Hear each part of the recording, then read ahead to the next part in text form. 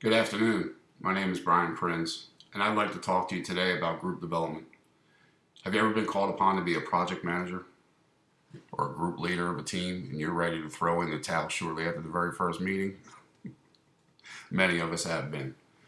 My purpose today is to introduce project managers to the 5 stages of group development that are necessary for teams to efficiently complete projects or tasks within an organization. I'm a former floor leader and guided group interaction analyst for an alternative education school. I used the 5 stages of group development proposed by Bruce Tuckman in 1965 to successfully and efficiently maximize team production. The 5 stages of group development we're going to talk about today are forming, storming, norming, performing, and adjourning. Now let's get started with the key components related to each stage of group development by beginning with the forming stage. The forming stage is the initial phase of group development, and it's really the most critical, so it really shouldn't be rushed. In this phase, there's uncertainty, a lack of leadership, and objectives are really initially unclear. This is a vital stage of group development since openness and trust are developed at this stage. 3 things to remember with the forming phase is that group members are oftentimes uncertain of other team members. Most of these members are usually from different departments within an organization. Individuals begin to introduce themselves, and some informal discussions break out and emerge, and various topics are discussed. It could be the weather, ball game, the date you had last night. The second part is leadership. Leadership also begins to emerge as one individual usually begins to take control of the topics of discussion. Through formal disclosure by the project manager, the group learns about its purpose, goal, and the criteria for meeting its objective. Once this stage is matured, the group evolves into the storming stage. The storming phase of group development is when the group develops conflict and power struggles begin to emerge. Conflicts arise as individuals challenge the group goals. Several members of the group might compete for leadership. They don't like how things are going with the current leader, and they challenge the leader and come at him and really challenge everything that the leader does.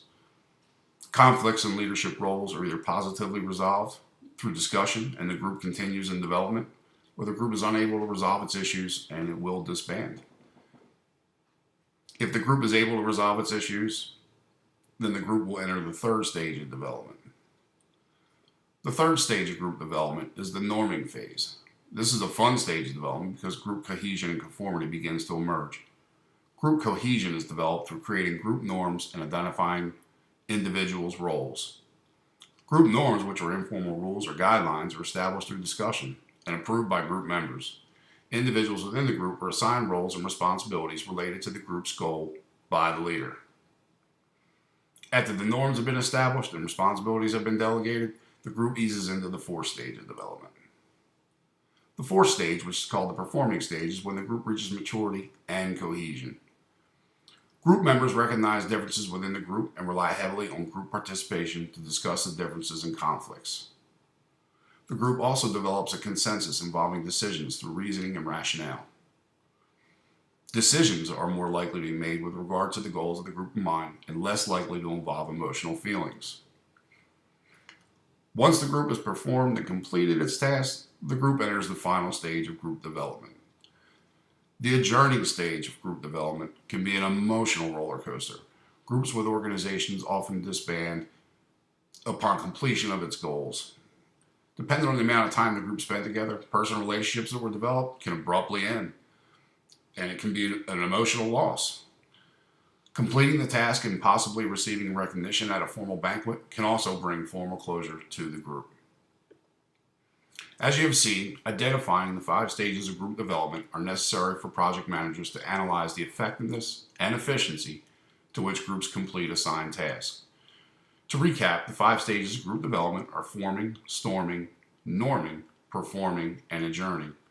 If project managers can identify the 5 stages of group development, they can be more successful in completing group projects in an efficient and timely manner. Analyzing group dynamics can also help the project manager's efficiency in selecting team members for future projects. At this time, I would like to offer you a chance to ask any questions. And thank you for your time today.